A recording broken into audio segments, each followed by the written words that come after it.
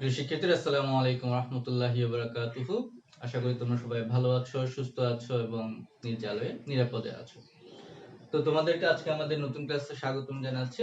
গত ক্লাসে তোমাদের যেভাবে সাড়া দিয়েছো তাতে আমি খুবই খুশি হয়েছি। আশা করি তোমরা সামনের ক্লাসগুলোতে আরো বেশি পরিমাণে এভাবে সাড়া দিবে এবং তোমাদের যে সকল বন্ধু বা বান্ধবীরা এখনো আমাদের ক্লাসের সাথে যুক্ত হয়নি, তোমাদের সাথে যদি যোগাযোগ থাকে, যার সাথে যে ফ্রেন্ডের যোগাযোগ আছে তাকে একটু জানিয়ে দিবে যাতে আমরা সবাই ক্লাসে অংশগ্রহণ করতে পারি। তো প্রিয় শিক্ষার্থীরা, গতদিন আমরা তোমাদেরকে বেশ কিছু কাজ দিয়েছিলাম, সেই কাজগুলো তোমরা অনেকে সুন্দরভাবে করেছো। তবে অধিকাংশ বা অনেকেই যে একটি জায়গায় ভুল করেছো, আমি সেইটির দিকে একটু দৃষ্টিপাত করে তারপর আজকে আমরা নতুন ক্লাস শুরু করব। প্রিয় শিক্ষার্থীরা, খেয়াল করবে গতদিন আমি সেকেন্ড সেন্টেন্স একটা সেন্টেন্স লিখেছিলাম, সেটি হচ্ছে হি রিডস এ বুক। খেয়াল করবে এখানে এটাকে আমরা সাবজেক্ট বলেছি, এটাকে ভার্ব বলেছি এবং এই অংশটা হচ্ছে অবজেক্ট। এটা কি? Subject, verb, object. সেক্ষেত্রে আমরা শিখেছি ক্লাস 4 এ শিখেছি, আমরা যখন যতদিন ক্লাস করার সুযোগ পেয়েছি সেখানে আমরা শিখেছি যে পার্সন কত প্রকার? পার্সন 3 প্রকার। তোমরা সবাই জানো, দিক দিয়ে লিখি। পার্সন হচ্ছে 3 প্রকার। ফার্স্ট পার্সন কারা? ফার্স্ট পার্সন হচ্ছে আই, উই, মি, মাই, এরকম যেগুলো, অর্থাৎ যেখানের মধ্যে তোমাদেরকে বলেছিলাম যেখানে আমি আছি সেটাই হচ্ছে ফার্স্ট পারসন। সেখানে আই এর মধ্যেও আমি আছি, উই এর মধ্যেও আমি আছি, মি, মাই, আওয়ার ইত্যাদি এরকম আছে। তাহলে ফার্স্ট পারসন মানে কি বুঝাবে? যেখানে আমি আছি সেটা হচ্ছে ফার্স্ট পারসন। সেকেন্ড পারসন কোনগুলো? আমি আমার সামনাসামনি যার সাথে কথা বলি সেই হচ্ছে সাধারণত সেকেন্ড পারসন। তাহলে সেকেন্ড পারসন হচ্ছে যে ইউ, ইউর ইত্যাদি। আরেকটা আছে তু, সেটা আমি লিখলাম না। থার্ড পারসন কারা? দুনিয়াতে এই ফার্স্ট এবং সেকেন্ড পারসন ব্যতীত যত কিছু আছে পারসন হতে পারে সবগুলো হচ্ছে থার্ড পারসন। যেমন যেমন মনে করো রাফি, একটা নাম লিখলাম, যে কোনো নাম হতে পারে। অথবা লিখলাম মনে করো ফারজানা, অথবা এটা প্রোনাউন হিসেবে আসতে পারে হি, অথবা আসতে পারে শি, বস্তুবাচক হলে আসতে পারে ইট, আসতে পারে প্রোনাউন হলে দে। এরকম আরো অনেকগুলা আসতে পারে, সবগুলো কি হবে? থার্ড পারসন হবে। এবার দেখো, আবার থার্ড পারসনের মধ্যে আবার সিঙ্গুলার এবং প্লুরাল আছে না? তোমরা জানো সিঙ্গুলার মানে হচ্ছে এক বচন আর প্লুরাল মানে হচ্ছে বহু বচন। তাহলে খেয়াল করো এখানে রাফি, ফারজানা, হি, শি, ইট, এগুলো দিয়ে কি বোঝাচ্ছে? সিঙ্গুলার বোঝাচ্ছে। কিন্তু মনে করো বুকস, ফ্রেন্ডস, প্লেয়ার্স, এগুলো হবে প্লুরাল, দে। ওকে। তো এখন এই কথাগুলো তোমাদেরকে এজন্যই বললাম, যদি আমাদের সাবজেক্ট কি হয়, দুটো জিনিস একসাথে ফিল আপ করতে হবে। একটা হচ্ছে প্রেজেন্ট ইনডিফিনিট টেন্স হতে হবে,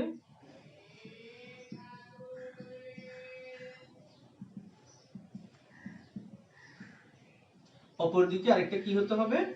সাবজেক্ট থার্ড পারসন সিঙ্গুলার হতে হবে।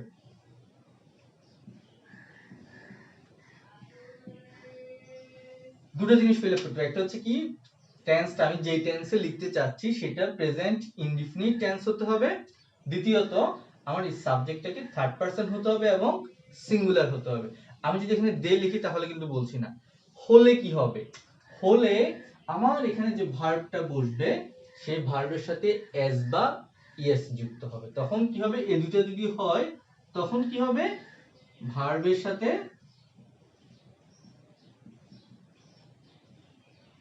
এস বা ইএস যুক্ত করতে হবে। তোমরা এটি একটু সুন্দরভাবে লিখে নাও এবং আমি আরো কিছু উদাহরণ দিচ্ছি, সেগুলো একটু বুঝে নেবে। তাহলে কি বললাম আবার দেখো, যদি প্রেজেন্ট ইনডিফিনিট টেন্সে সাবজেক্ট থার্ড পারসন সিঙ্গুলার হয়, তো থার্ড পারসন সিঙ্গুলার কি হতে পারে? যে কোনো নাম হতে পারে। মনে করো হলো রাফি, বললাম সেটা হতে পারে। মনে করো ফারজানা, হতে পারে ফারজানা। তারপরে মনে করো হতে পারে, যদি বস্তুবাচক হয়, ইট, এরকম যে কোনো পারসন হতে পারে, কিন্তু সেটা সিঙ্গুলার হতে হবে।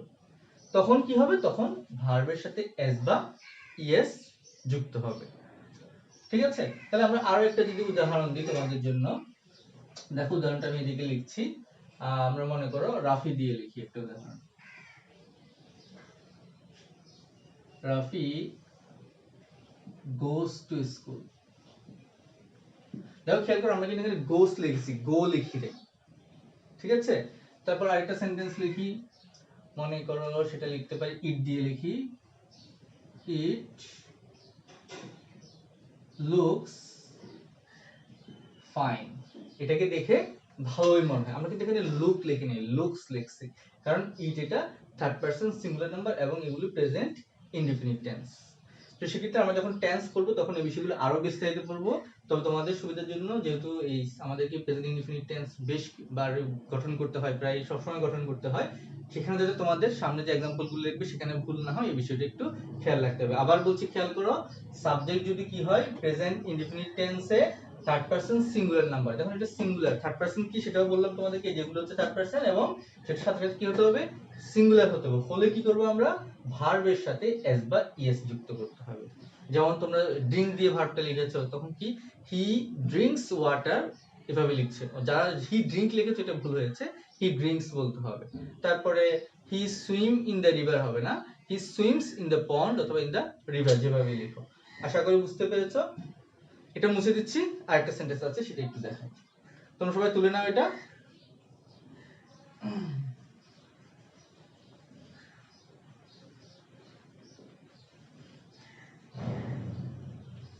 এগুলো আর প্রয়োজন নাই। আচ্ছা, এটা গেল একটা ভুল। আরো একটা ভুল দেখো, আমি এই সেন্টেন্সটা আবার লিখছি।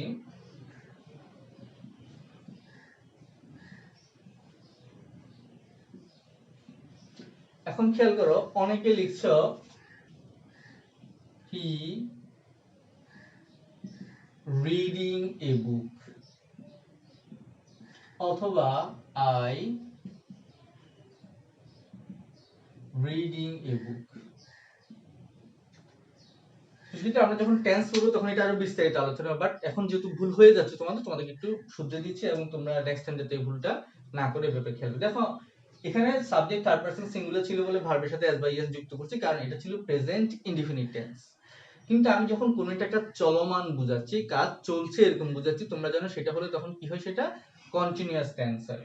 সো কন্টিনিউয়াস টেন্স হলে তোমরা সেখানে গঠনে পড়বে সাবজেক্টের পরে অক্সিলারি ভার্ব বসে তারপর ভার্বের সাথে আইএনজি হয়। তাহলে দেখো এখানে ভার্বের সাথে কি আছে, আইএনজি আছে, ভার্বের সাথে আইএনজি আছে, তাহলে অবশ্যই সাবজেক্টের পরে টেন্স অনুসারে একটা অক্সিলারি ভার্ব লাগবে।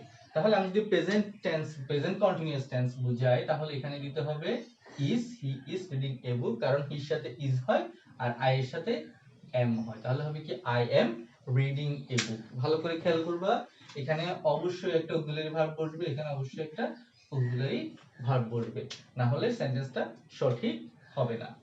তাহলে I am reading a book, আমি একটি বই পড়ছি, he is reading a book, সে একটি বই পড়ছে। আশা করি ক্লিয়ার হয়েছে তোমাদের। তাহলে দুটো ভুল তোমাদের খেয়াল রাখতে হবে, সেটা কি, সাবজেক্ট থার্ড পারসন সিঙ্গুলার হলে ভার্বের সাথে এস বা ইএস হবে।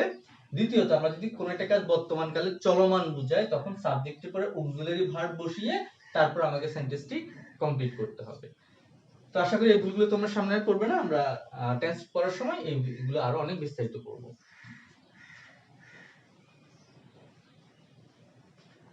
ওকে, এবার আমরা আমাদের নতুন পড়ায় চলে আসি, অ্যাসার্টিভ সেন্টেন্স।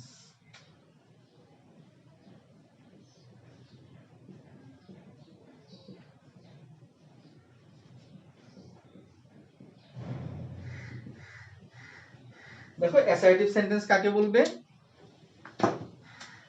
যে সেন্টেন্স দ্বারা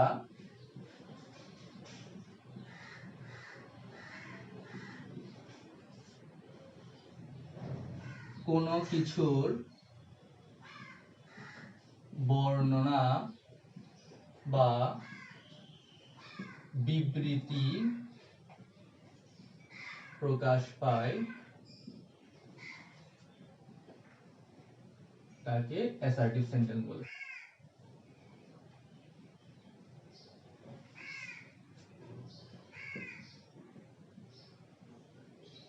আবার বলি, দেখো যে সেন্টেন্স দ্বারা কোনো কিছুর বর্ণনা বা বিবৃতি প্রকাশ পায় তাকে অ্যাসার্টিভ সেন্টেন্স বলে।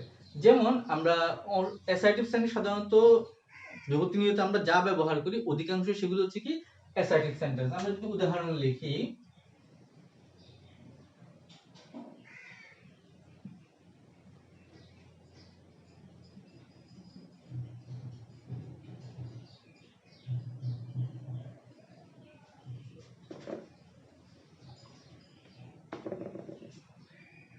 we got independence in 1971, ঠিক আছে। তারপরে বলতে পারি মনে করো my father is a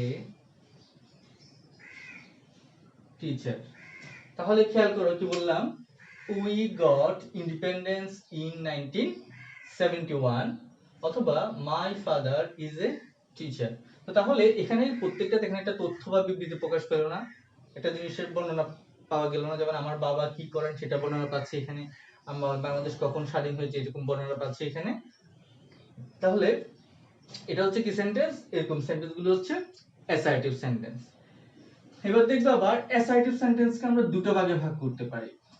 assertive সেন্টেন্সকে দুটো ভাগে ভাগ করতে পারি, একটা হচ্ছে অ্যাফার্মেটিভ আর একটা হচ্ছে নেগেটিভ। একটা হচ্ছে কি বললাম অ্যাফার্মেটিভ, বাংলা অর্থ হবে যে হ্যাঁ বোধক, আর নেগেটিভ বাংলা অর্থ হবে না বোধক। তোমরা নিশ্চয়ই বুঝতে পারছো। তাহলে অ্যাফার্মেটিভ মানে হচ্ছে হ্যাঁ বোধক, নেগেটিভ মানে হচ্ছে না বোধক। সেটা एग्जांपल দেখানোর আগে আমি এগুলো মুছে দিই, একটু গঠনটা লিখি। এবার দেখো যদি অ্যাফার্মেটিভ সেন্টেন্স হয় তখন সেটার গঠনটা কি হবে। গঠনটা কি হবে দেখো, প্রথমে শুরুতে আমরা জানি সেন্টেন্সের গঠন শুরুতে কি হয়, সাবজেক্ট হয়, দেন ভার্ব হয়। এখন ভার্বটা কি হতে পারে,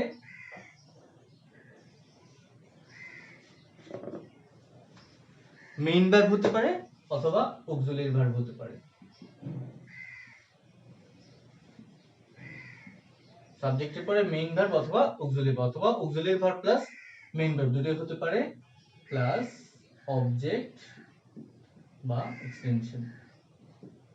তাহলে কি বললাম, যদি অ্যাফার্মেটিভ হয় সেই ক্ষেত্রে আগে সাবজেক্ট, তারপরে ভার্ব, মেইন ভার্ব অথবা অক্সিলারি ভার্ব হতে পারে, তারপরে অবজেক্ট অথবা এক্সটেনশন। আর যদি নেগেটিভ হয় তখন দেখো সাবজেক্টের পরে প্রথমেই আসবে আমার অক্সিলারি ভার্ব। খুব ভালো করে বুঝবে, নেগেটিভ হলে যখন অ্যাসার্টিভ সেন্টেন্সটা নেগেটিভে হবে তখন সাবজেক্টের পরে অবশ্যই অক্সিলারি ভার্ব হবে এবং তারপরে কি আসবে, নট আসবে, ক্ষেত্র বিশেষে নো আসতে পারে। অধিকাংশ ক্ষেত্রেই নট আসবে, ক্ষেত্র বিশেষে নো আসতে পারে। এরপরে আমার মেইন ভার্ব বসাতে হবে, দেন অবজেক্ট বা এক্সটেনশন। আবার বলছি প্রিয় শিক্ষার্থীরা খেয়াল করো, শুরুতে সাবজেক্ট, ভার্ব, ভার্বটা মেইন ভার্ব হতে পারে, অক্সিলারি ভার্ব হতে পারে, এরপর অবজেক্ট বা এক্সটেনশন। আর যদি নেগেটিভ হয় সেই ক্ষেত্রে সাবজেক্টের পরে অক্সিলারি ভার্ব, তারপরে নট, তারপরে মেইন ভার্ব, অবজেক্ট বা এক্সটেনশন। একটা সেন্টেন্স লিখতে হবে, তারপর তোমরা ক্লিয়ার হবে। আমরা একটা উদাহরণ লিখি।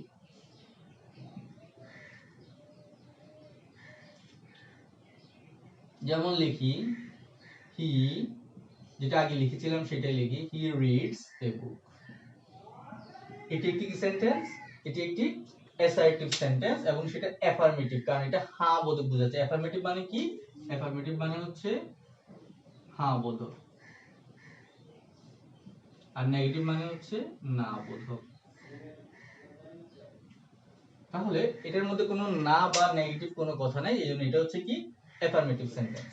তো এটাকে যদি আমি নেগেটিভ করি, অর্থাৎ হ্যাঁ এটাকে আমি না দিয়ে করব, অর্থাৎ সেই বই পড়ে বললাম, এখানে আমি বলবো যে সে একটি বই পড়ে না। প্রিয় শিক্ষার্থীরা খেয়াল করো, এবার এখানে সাবজেক্টের পর কি আসতে হবে, এখানে অক্সিলারি ভার্ব। তো এখানে ভার্বের সাথে কি আছে, এস বা ইএস আছে। তো তোমরা জানো ভার্বের সাথে এস বা ইএস থাকলে অক্সিলারি ভার্ব আনার সময় আমরা কি জানি, ডু, ডাস, ডিড থেকে কোনো একটা আনবো।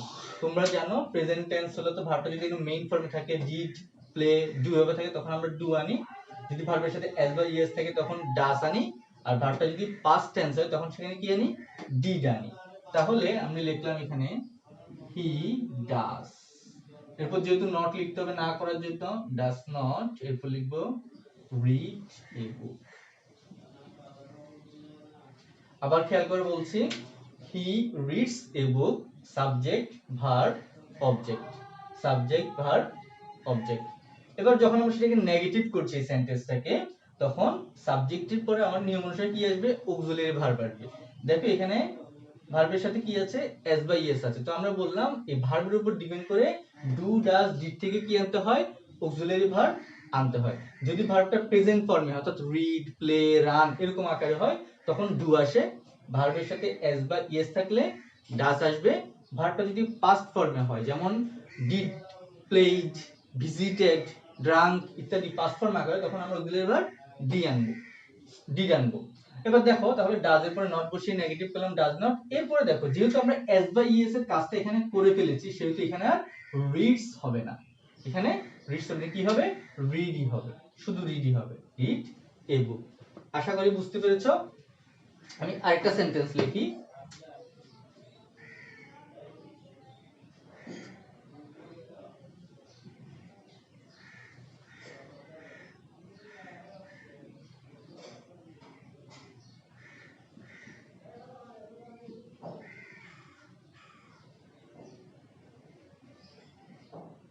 আমি লিখলাম মাই father went to Dhaka yesterday, আমার বাবা গতকাল ঢাকা গিয়েছিলেন। তাহলে দেখো ভার্বটা কিসে আছে, পাস্ট টেন্সে আছে। আর এখানে কোনো নেগেটিভ কিছু আছে নাই, তাহলে এটা একটা কি সেন্টেন্স, এটা একটা অ্যাফার্মেটিভ সেন্টেন্স। তাহলে এটাকে যদি আমি নেগেটিভ করব, দেখো কিভাবে করছি, মাই ফাদার। এবার তোমরা বলো এই ভার্বটা কিসে আছে, আমরা ভি2 বলি, ভি2 মানে আমরা বলি সাধারণত পাস্ট ফর্ম কে ভি2 বলি, এটা পাস্ট ফর্ম আছে। তাহলে বলো ডু ডাজ ডিড থেকে কোনটা আসবে এখন, একটু আগে বলেছি, নিশ্চয়ই তোমরা বুঝতে পারছো। এখন যেহেতু পাস্ট ফর্মে আছে এজন্য অক্সিলারি কি আসবে, এটার জন্য আসবে ডিড, আর এটার জন্য কি এসেছিল, এটার জন্য এসেছিল ডাজ। সো তাহলে মাই ফাদার ডিড, অক্সিলারি পরে নট বসবে, ডিড নট, এরপরে কি মেইন ভার্ব। এখন খেয়াল করো আমরা ডিড দিয়ে পাস্ট টেন্স বুঝিয়ে ফেলেছি। সো এখন আমরা এখানে ওয়েন্ট লিখব না, আমরা কি লিখব, এটা প্রেজেন্ট ফর্মটা লিখব, go. My father did not go to Dhaka yesterday.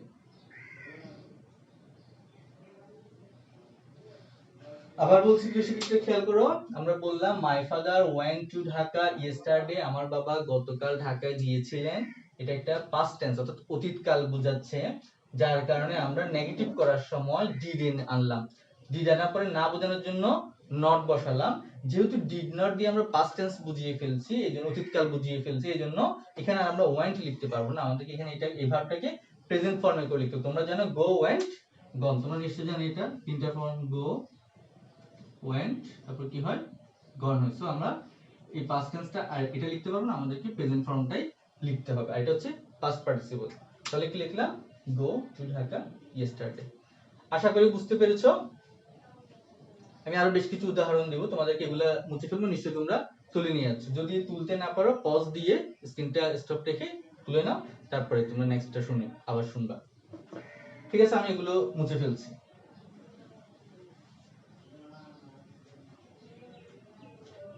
এতক্ষণ তো আমরা সরাসরি মেইন ভার্ব ছিল এরকম সেন্টেন্সের অ্যাসার্টিভ সেন্টেন্স দেখেছি।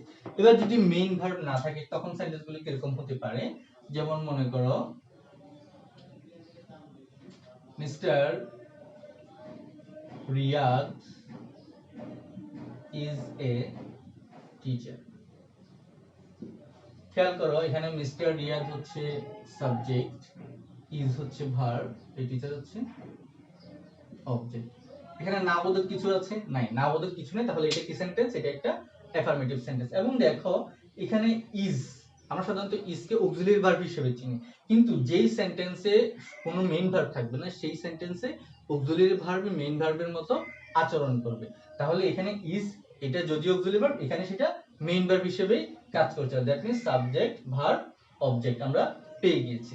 এবার দেখো এটাকে যদি আমরা নেগেটিভ করতে যাই, অর্থাৎ মিস্টার রিয়াদ একজন শিক্ষক নন এটা বলতে চাই, তখন কি বলবো আমরা, দেখো খেয়াল করো, মিস্টার রিয়াদ এবার খেয়াল করো, ইজ যেহেতু অক্সিলারি ভার্ব হিসেবেও ব্যবহৃত হতে পারে, এই জন্য আমাদের এখানে এক্সট্রা করে কোনো অক্সিলারি ভার্ব আনার সুযোগ নাই, আমরা ইজ কে অক্সিলারি ভার্ব হিসেবে ব্যবহার করতে পারবো। তাহলে Mr Riyad is not a teacher,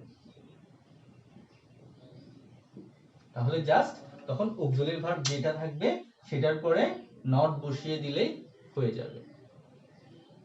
ঠিক আছে, ওকে। আরেকটা সেন্টেন্স দিচ্ছি, ইন্টারেস্টিং একটা সেন্টেন্স, একটু ভালোভাবে খেয়াল করবা।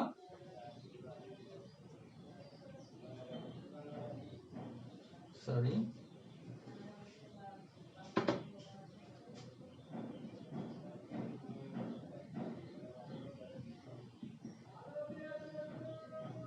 he has a nice pen।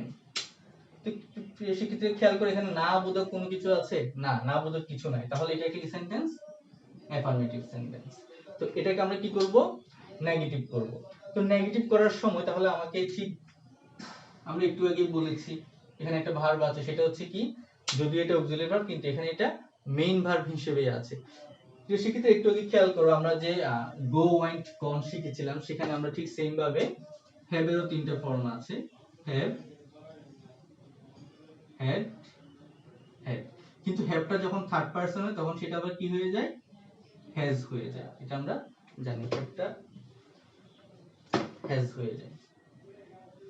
ঠিক যেমন মনে করো গো থার্ড পারসন সিঙ্গুলার হলে গোস হয়ে যায়, পাস্টে হলে ওয়েন্ট, আর পাস্ট পার্টিসিপল হলে গন। তো তাহলে খেয়াল করো, হ্যাভটা যখন থার্ড পারসন সিঙ্গুলার পরে বসে তখন হ্যাজ হয়, গো যেমন গোস হয়ে যায় ঠিক তেমনই হ্যাজ হয়।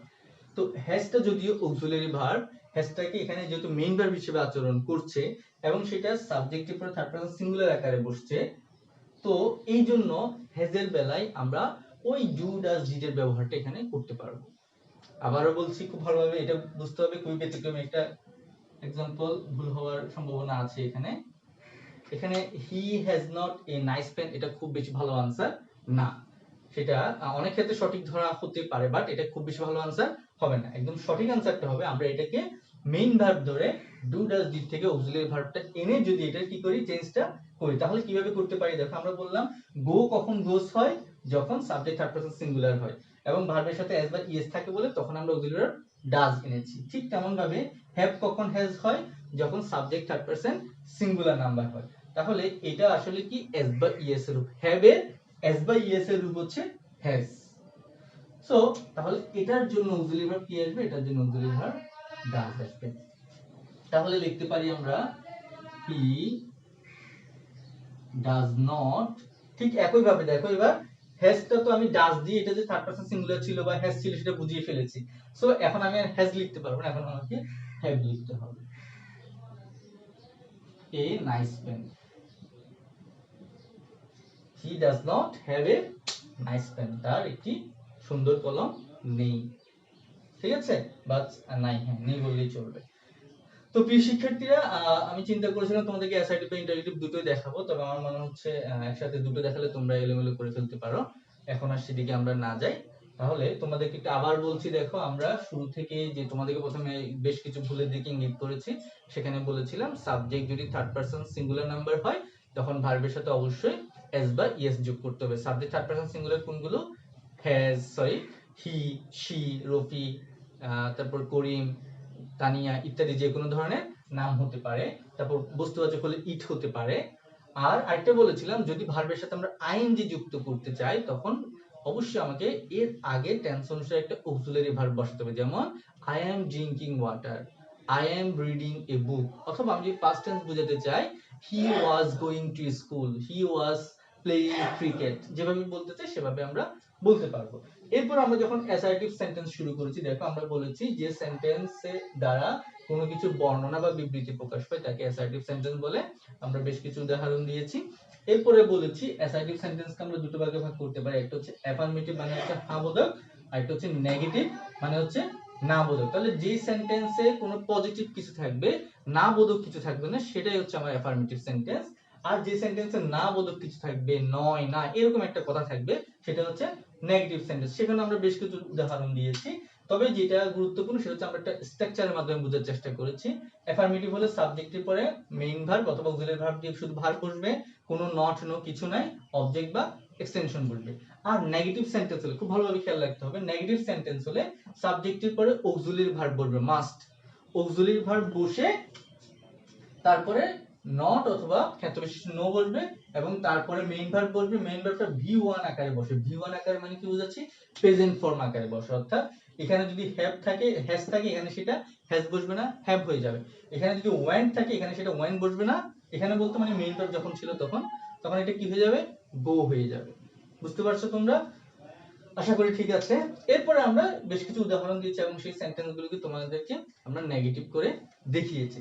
তো সেক্ষেত্রে তোমাদের জন্য কিছু হোমওয়ার্ক দিব, আমি এগুলো মুছে ফেলতেছি, আশা করি তোমরা সবাই তুলতে পেরেছো। না তুলতে পারলে সেম কথা, একটু পজ করে রেখে মানে স্টপ করে রেখে ভিডিওটা তুমি এটা তুলে নাও, তারপরে পরে লেখাটা লিখিও। সো মুছে ফেলছি আমি এটা।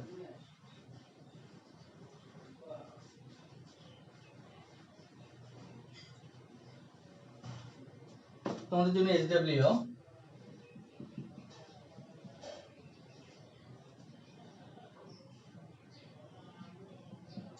write 5 assertive sentence।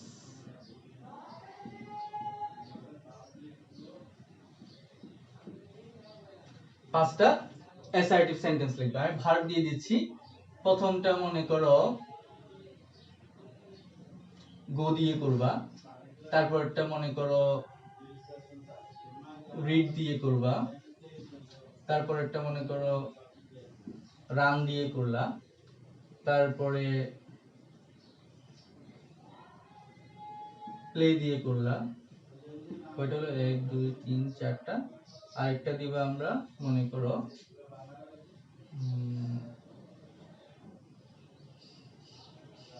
ওয়ার্ক,